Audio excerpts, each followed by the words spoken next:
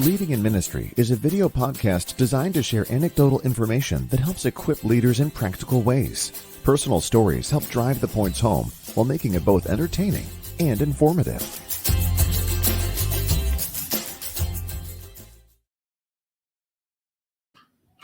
Today's podcast will be a bit unique.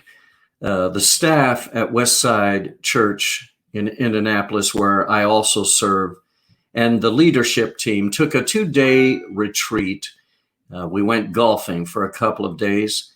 And then we also took time to focus on leadership. So we're at Olivet Nazarene University here in Bourbonnais, Illinois.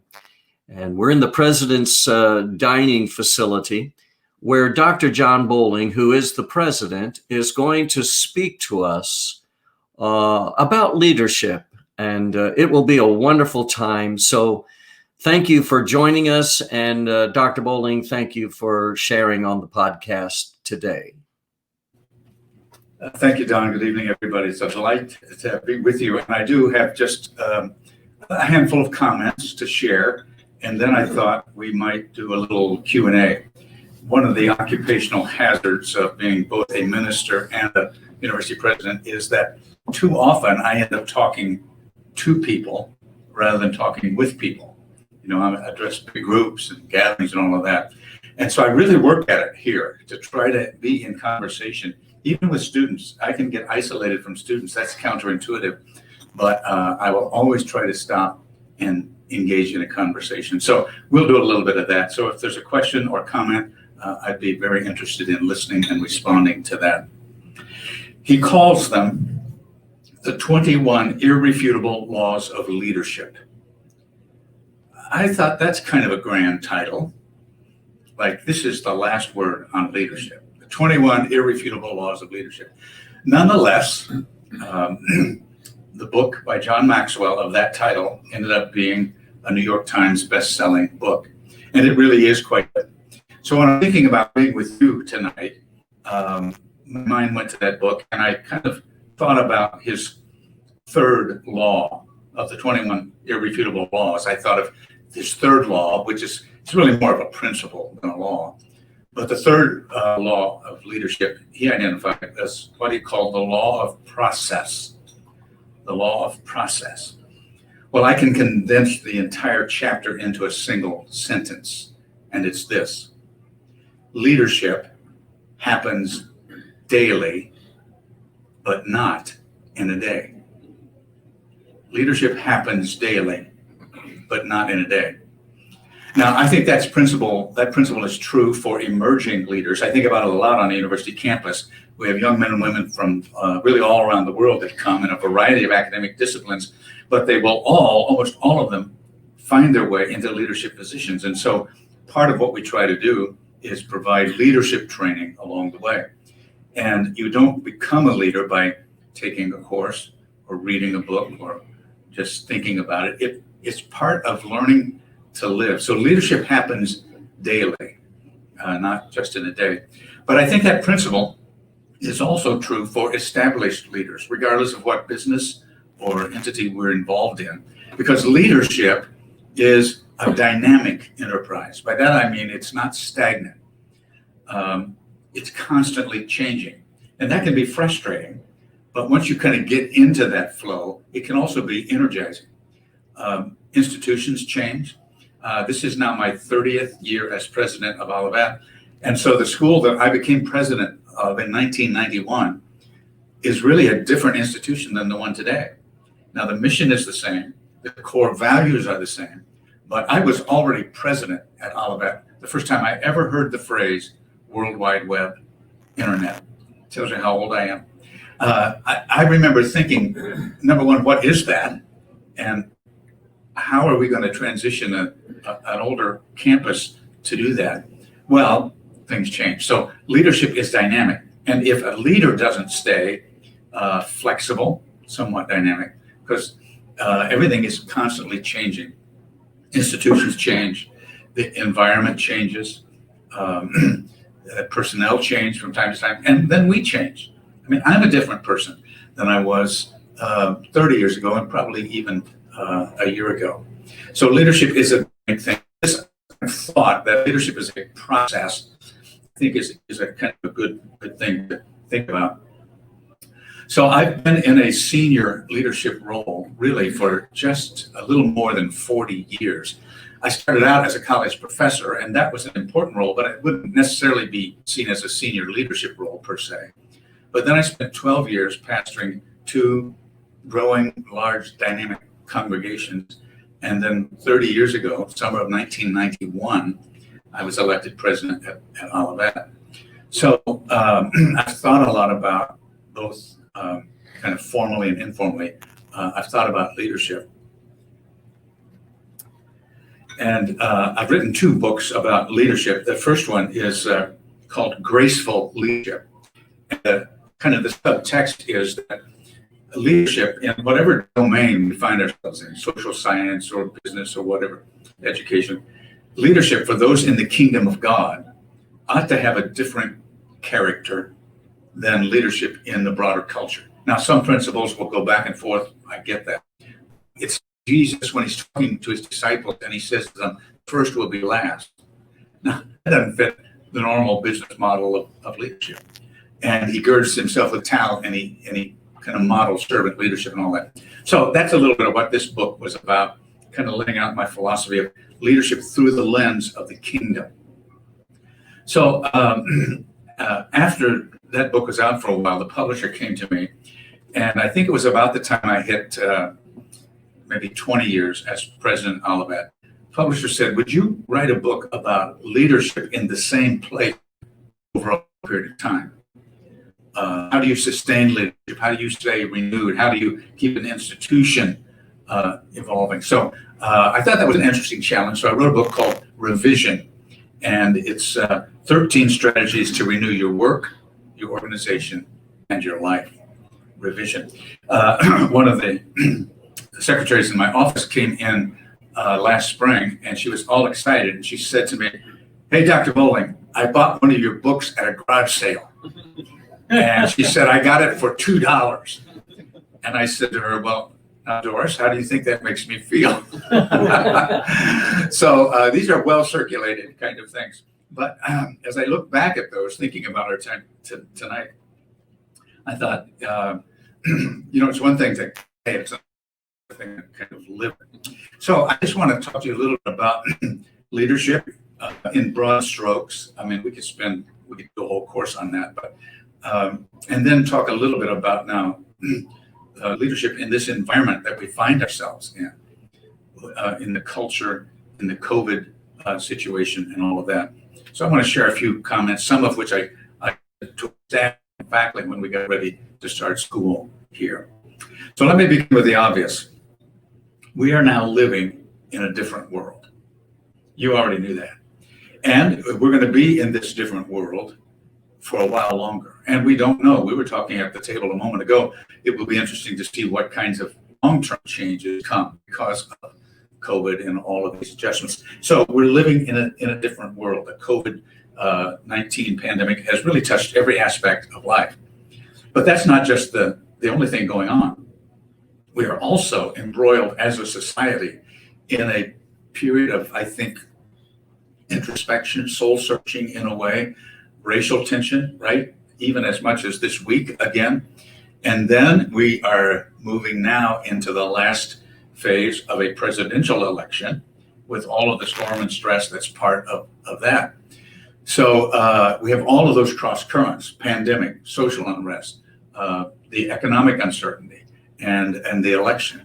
And for us on the university campus, if all of that's not enough, the Board of Trustees here will be electing a new president for the first time in 30 years.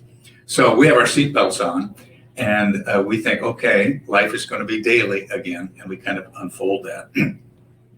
In the classic American film, Wizard of Oz, we're introduced to a young girl named Dorothy who is living on a farm with her Aunt Em and Uncle Henry, a farm out in western Kansas.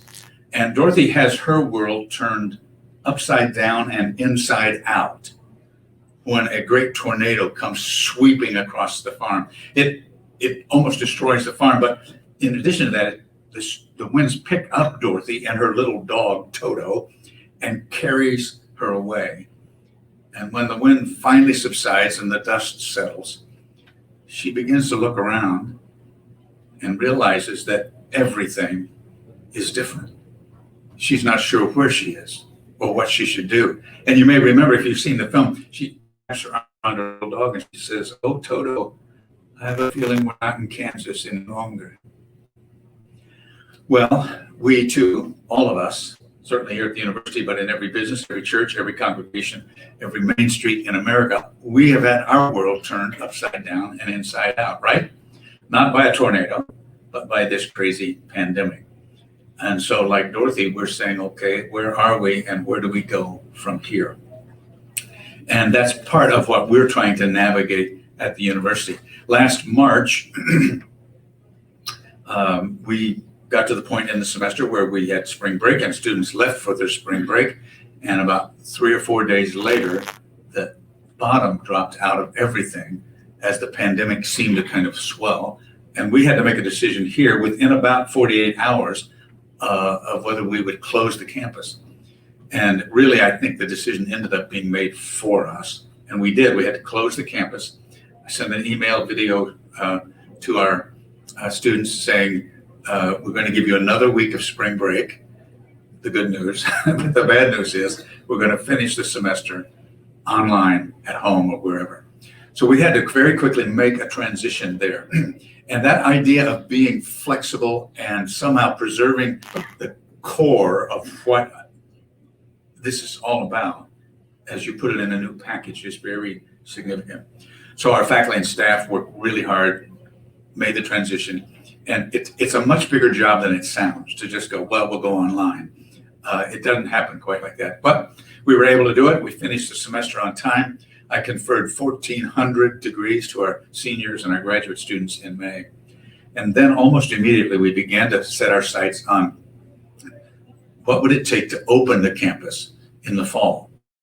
And so we put together an emergency management team, and they met really, once we shut the campus down, they met every day for almost 2 months. Not all day long, but they would meet for an hour or two. Where are we? What's happening? Laid out. So we began in the summer to try to figure out how we were going to open fall. That moment in the life of the university was rather dramatic because not only did it change how we were delivering our work. I mean, classes were online, but almost all of our faculty and staff were suddenly working from home as well. And we took a financial hit. We rebated over $2 million to students because of room and board charges. They had paid for it, but they weren't here. And it really diminished our cost, but we felt like we should do that. So we took a $2 million hit. And it also then interrupted the last important phase of our recruitment for this year's incoming class, because you kind of wrap that up in April and May, and as students are finishing their high school year. And higher education is an interesting business model because of the cycle of higher ed. If we miss, for example, if we miss our enrollment target one fall, you live with that for 4 years, because a lower freshman class is a lower sophomore class, is a lower junior class, is senior year. And it's not like business where you go, okay, next month, let's going to ramp up production. You can't do that. You don't get a chance till the next fall. So it was really important to try to keep the university going. But we lost some money there. We lost the recruitment cycle. But we began to work, and finally, about the 1st of July, I got 11 pages from the Illinois Board of Higher Education setting out the protocols if we were going to try to open. And so we said, all right, let's do it. So we've made wholesale changes to the campus. Social distancing for classrooms. In every classroom, students, of course, are masks. The teachers are masked, and we're 6 feet apart. The dining hall, main dining area, we moved half of the furniture out of that. We just did everything we could. We established health protocols, all of that. We assumed that if we were able to open in the fall, if we weren't able to open in the fall, it would be really a rather dramatic hit for us, both financially and just in terms of what we're all about. There's a difference between taking a course online and being part of a community of faith and learning and living together. And that's really what we offer at Olivet, is that broader thing. I mean, I've known people that made straight A in school who failed at life. And it wasn't because they didn't pass the course. It's that they didn't figure out how to live with people in community and resolve issues and all of that. So the good news is that we did open. We started a week earlier than what we thought. Our thinking was that it's possible that there would be a resurgence of the COVID as the weather starts to turn a little cooler. I don't know that that's the case, but some experts were saying that. So we said, all right, let's start earlier. Let's get as many days under our belt as possible in case we have to shut down. And we developed contingency plans and then plans beyond that as well, so that if for any reason along the way we have to close, we can do it much, much easier. But we were just now finishing our second full week on campus, and it's gone very, very well. It's not been easy, but I think student morale is good. Faculty and staff are working hard, and we're doing quite well. Now, we have a handful of COVID cases. Everybody's going to have some cases. It's everywhere. So I got last night, in fact, I get a daily report, and the report last night was that we had 9 confirmed cases on the campus. So 9 out of 2,500 is far less than even 1%.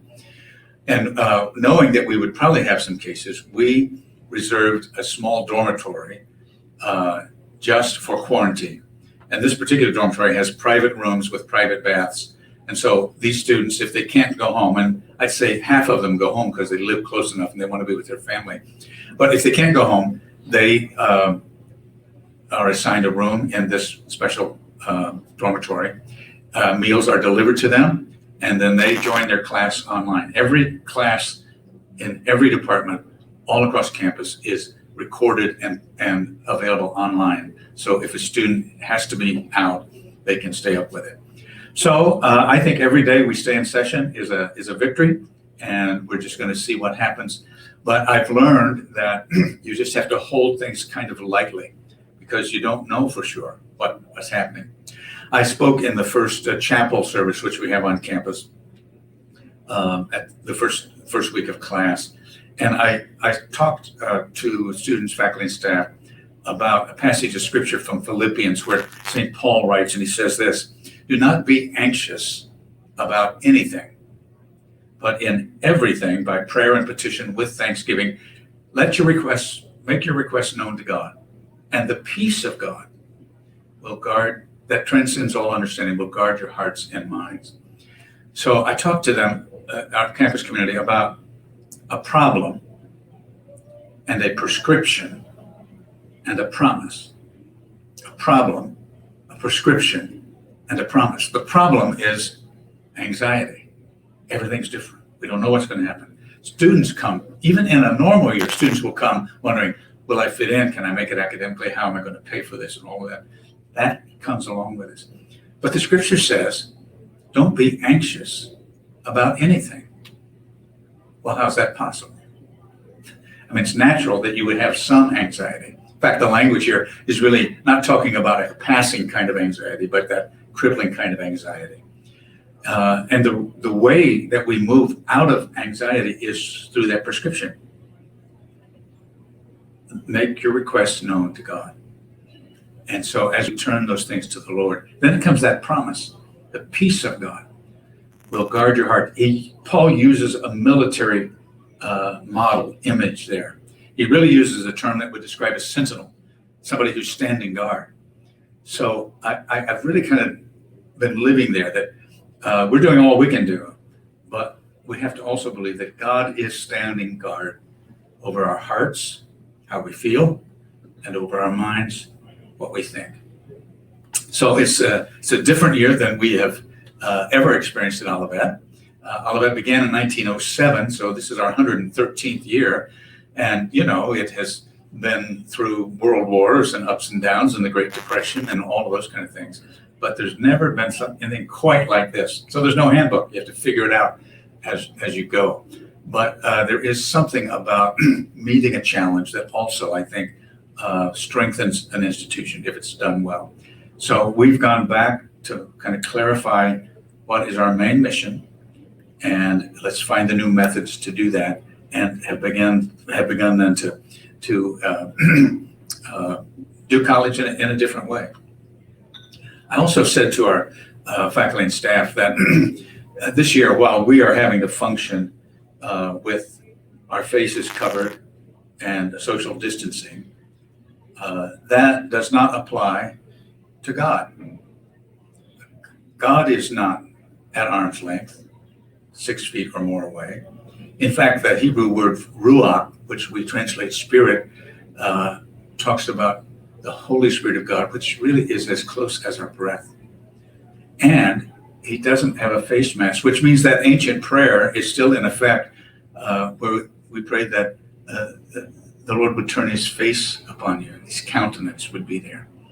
So at the end of that film, Wizard of Oz, you may remember that when Dorothy kind of gets her equilibrium back, she decides to set off for the Emerald City by way of the yellow brick road. Well, I think in a spiritual sense, all of us, regardless of our families, our positions, our businesses, our hopes and dreams, all of us are also on a journey. And our destination is not the Emerald City, but the scripture does say that we seek a city not built by hands, by God, and a city not with a yellow brick road, but with streets of gold. So I think of another passage that Paul shared when he said, God has not given us a spirit of fear, but of love, sound mind, and so on. So that's kind of where we're living today. And leadership is daily. It doesn't happen in a day. So I don't know what the challenge will be for us in a week from today or a month from today. And that's okay. I think we can't be paralyzed by what we don't know, particularly in a period of time like this. So we focus on what we do know, we take a step. Sometimes students, particularly seniors at the university, will come to me and they'll be getting ready to graduate, and they'll want to know what's next in their life, which is natural. And so I talk to them about the difference in a map and a compass. And students would like to have a map. You know, when you have a map, you can see the end from the beginning. You go, all right, go here, then I'm going to go there and go there. But God doesn't give us a map. But God does, I think, give us a compass, a direction in life. And it's probably good he doesn't give us a map, that we don't know all that's coming.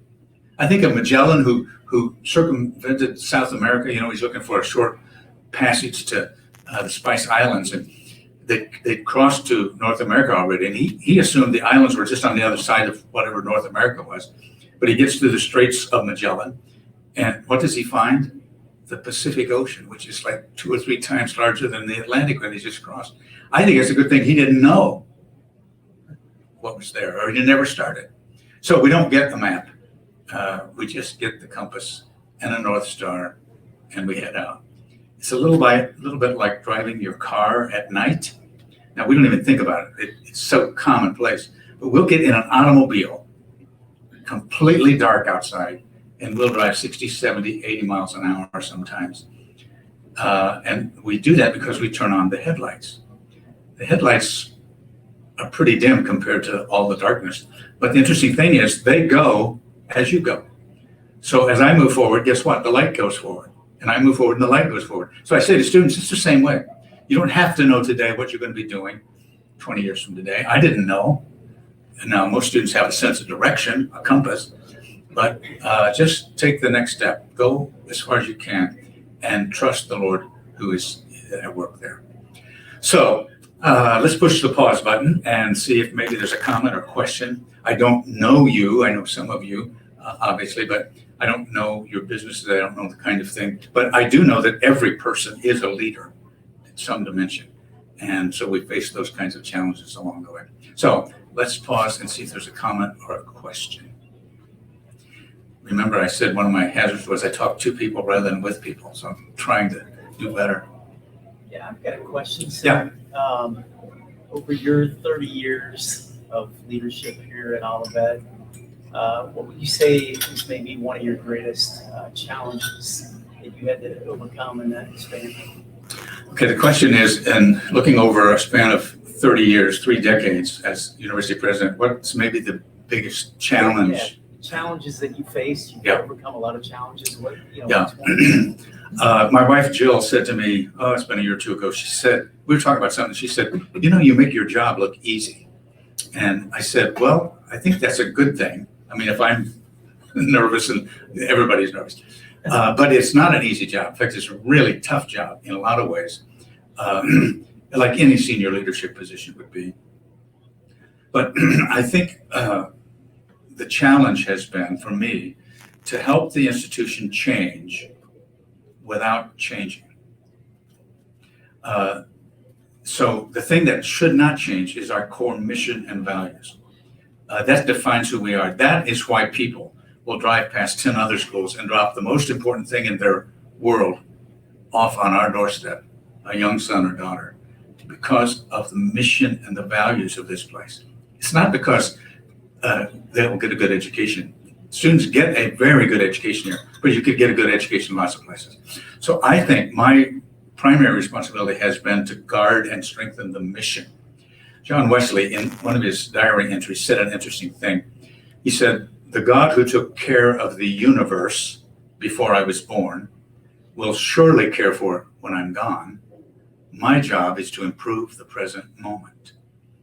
Well, I thought about that and I kind of re-articulated that the God who took care of the university before I was born will surely care for it when I'm gone. My job is to improve the present moment. So now I'm at the front door of the last year of my presidency.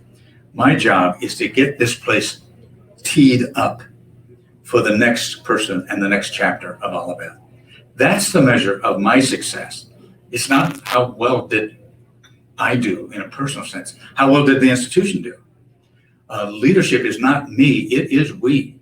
And so I think that's been a part of it. Now, every year brings a different kind of challenge, and there's always a challenge of funding a privately funded institution and navigating a variety of cross currents, technologies that change. Now, of course, lots of our core values are being questioned by the broader society, and students come with questions. So we've got to help them process that. But I think that missional focus is maybe the most important thing that I've had to keep my eye on over the years. So do you have either one of these books? I'm sure they're on your. I think I've got the Graceful Leadership. Okay, since you asked the first question. Yeah. Oh, thanks. Revision. Now I don't want to see it in the garage sale. So, of course, in Indianapolis, who would know? Yeah. Any other comments, questions about that? So, about anything? So how has your definition of leadership changed? Yeah. The question is, how has my definition of leadership changed? I have thought quite a bit about that, and leadership is influencing others for a particular purpose, and it's in reality, none of us, but I don't lead an organization per se. I lead people. So I've had to understand that in other ways, particularly in the same place for a long period of time. Because if you can't keep the people engaged and mission centered and in having confidence in leadership, it's not going to go well. I had an administrator join our staff 15 years ago, probably now. He wasn't an Olivet graduate. He didn't really have any association with the university, but a very qualified guy. So he came, and he'd been here about maybe 2 months, came to see me, and he said, I've got this great idea. So he starts kind of unpacking this idea about something he thinks we should be doing at the university. Have you ever been in a conversation where you're listening, but you're having a whole other conversation in the back of your mind? So he's talking to me, and I'm trying to stay engaged, but I'm thinking all the time, that's not going to work. I just could make a list of all the reasons why that wouldn't work. But then I started to have this other conversation. All right, this is the first time he's come to me with a big idea. So I have to be very careful how I respond. I could say, that's not going to work. How would he feel the next time he gets an idea? I'm not going to tell him about it. So when he finished laying it out, I said, I've never thought of that. We've never done that before. And I raised a couple of questions, things that I thought maybe he hadn't been thinking about. What about that? What about this? So the conversation went on. And finally, I don't know why, but I said, well, let's try it. I'm thinking to myself, if it doesn't work, it doesn't work. And he won't see it. I wouldn't have to tell him. It worked beautifully. We're still doing it today. I remember thinking that every good idea doesn't have to come from me. That's not what leadership is all about. Leadership is garnering all of the gifts of people. So I think that the whole concept of staying engaged with people, and if, for example, there's a faculty member or staff member at Olivet, and we have a disagreement about something, if we have a relationship, if I'm convinced that person is here because of the mission and he or she believes I'm here because of the mission, we then have a framework to have a disagreement. And often it's that challenge that you end up with a whole other idea. So I think leadership for me has shifted. I knew it, but you know it differently over time, that it really is a people process. And I was thinking not too long ago about different currencies of leadership. Currencies. You know, when you think of currency, you generally think of dollars. So if we left the United States and we went to Great Britain, we couldn't use the same currency, although they'd probably like to have dollars. But you know, you'd switch to British pounds. Or if you went to Germany, you'd use the euro. You need different currencies in different settings.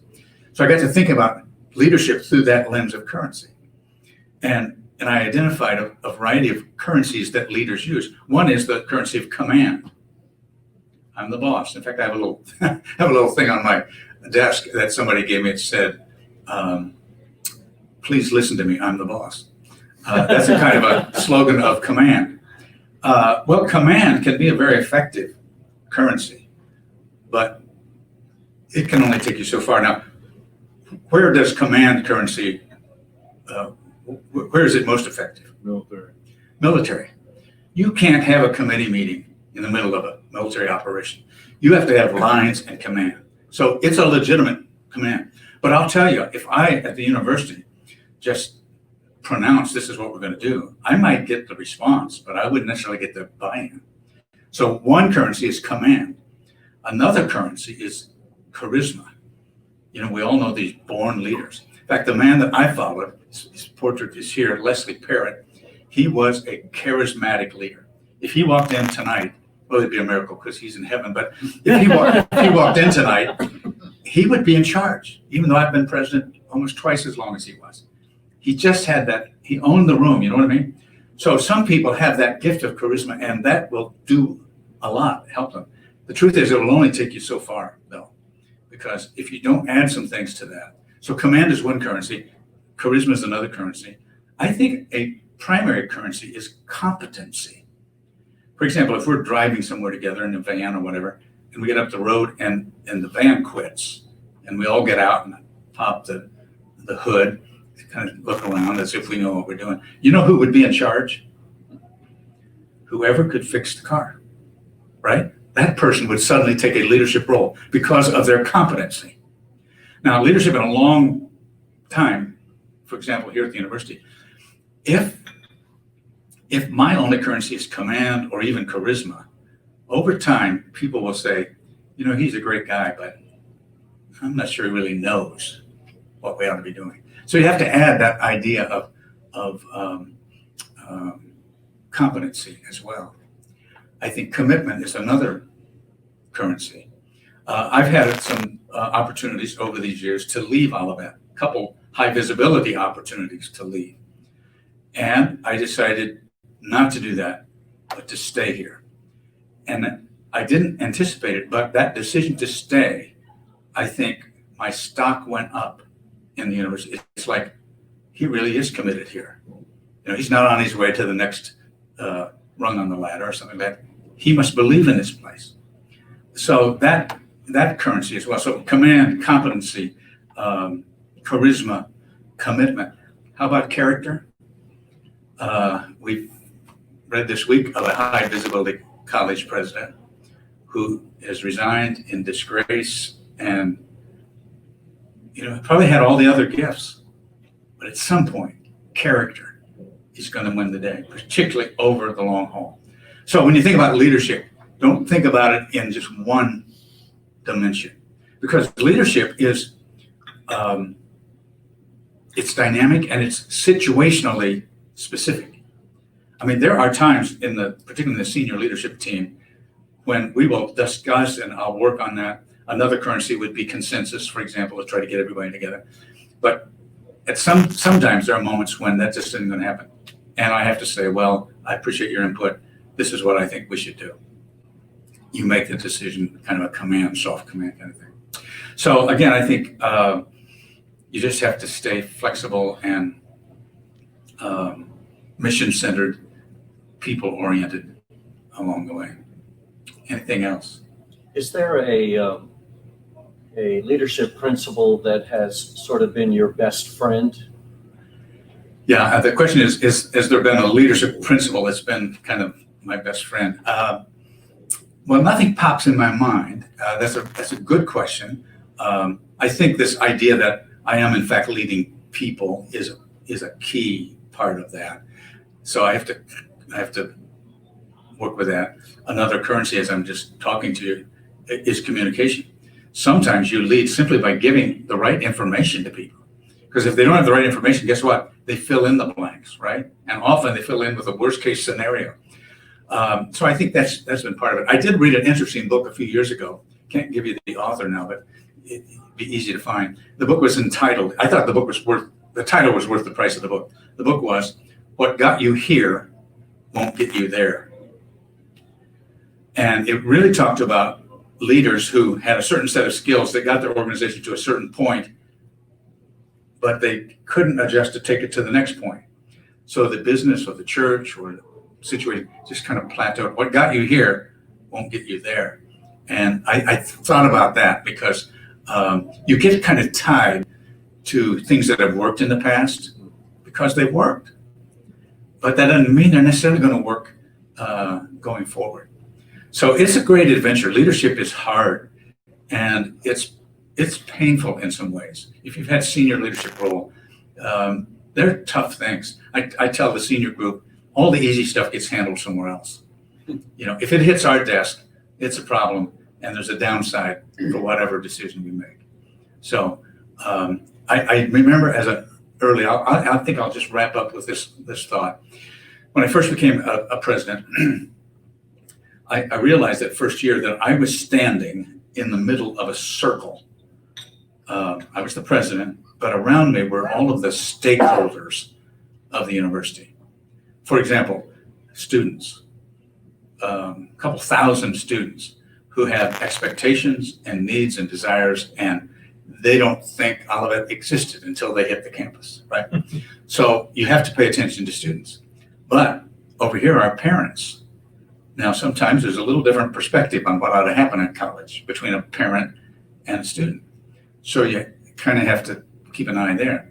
And then there are faculty who have their agendas, staff, board of trustees, alumni, donors, community leaders, bankers, crediting organizations. I realized I was standing in a circle of 15 or 20 stakeholders, and they were all talking at the same time because they all had an opinion about how I should do the work or what this university should be like. And somehow, I think it really seriously was of the Lord. I just remember one day thinking, my job is not to try to get everybody corralled to the same place on the circle, because that's not going to happen. I mean, we just all have different points of view. We stand in different places. My job is not to try to get everybody to the same point on the circle. My job is to get everybody who cares about this place to join hands. So you have a united circle. So students are respected by faculty, and so are parents, and the staff recognize that their work of heating, cooling, cleaning, paying the bills is to help faculty do what they can do. So we're all in it together. We all have that same thing. So that's true in every business and organization as well. So it's been nice to be with you and to share a few thoughts. And You're welcome on this campus anytime. Thanks for watching. Please take a moment right now to hit share and include a comment.